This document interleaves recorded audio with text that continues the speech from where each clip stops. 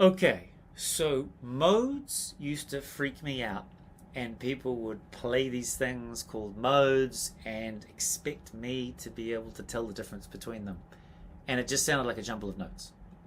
I did know about the major scale, and then I figured out this really neat trick to help me figure out whatever mode I was listening to. And we're going to test you on mode scales that ascend and descend. And if you use this trick, you'll be able to quickly identify what mode you're listening to. Now, the way it's easiest to describe is to start with something we're familiar with, which is the major scale. It's the very first mode, and they call it Ionian mode. You've heard this before. I'm going to play it. I've identified C as the note that is home. I've just colored it red. Have a listen.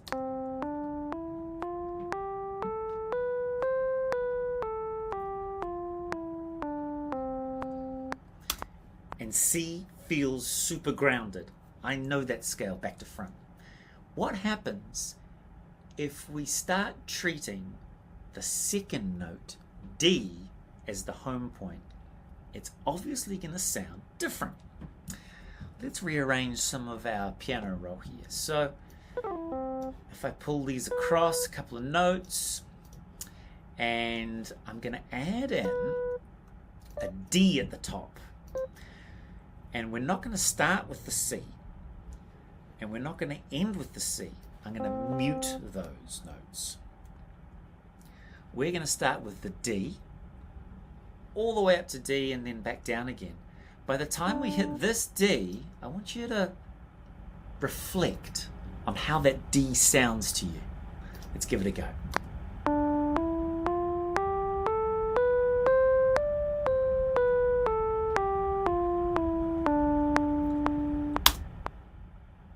Now, if you're anything like me, you feel as though that D is not the end of the story.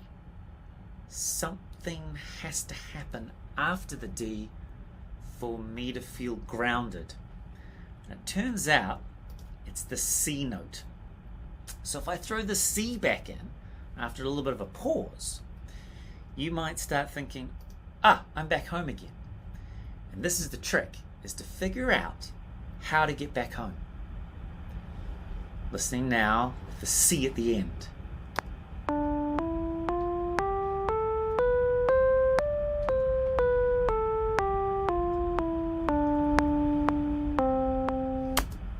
Finally, what I had to do is I had to use my ear and my imagination to figure out how many more steps I had to go to get to C, or to get to the root note of the Ionian scale.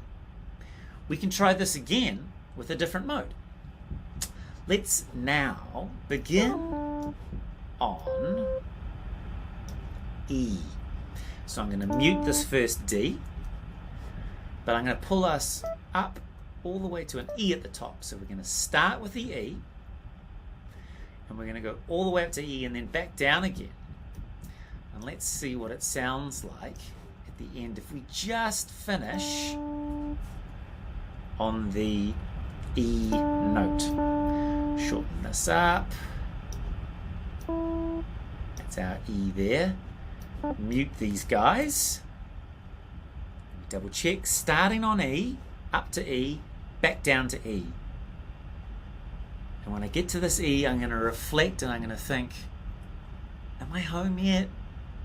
And I use my imagination and my memory of the major scale that I'm most familiar with, figure out how many steps I need to take to get back home. So listen.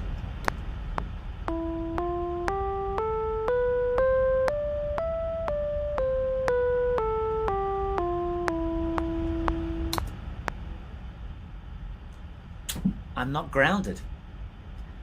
But if I've got that note, maybe I could sing that note.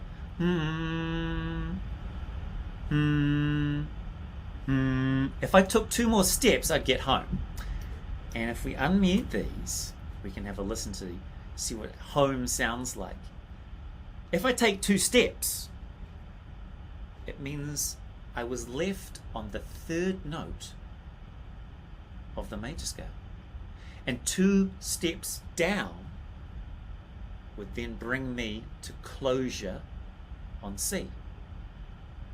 And if I know what the steps are, I know that I'm actually listening to the third mode, the Phrygian mode. The third mode requires 2 steps to get back down to C. Let's have a listen now.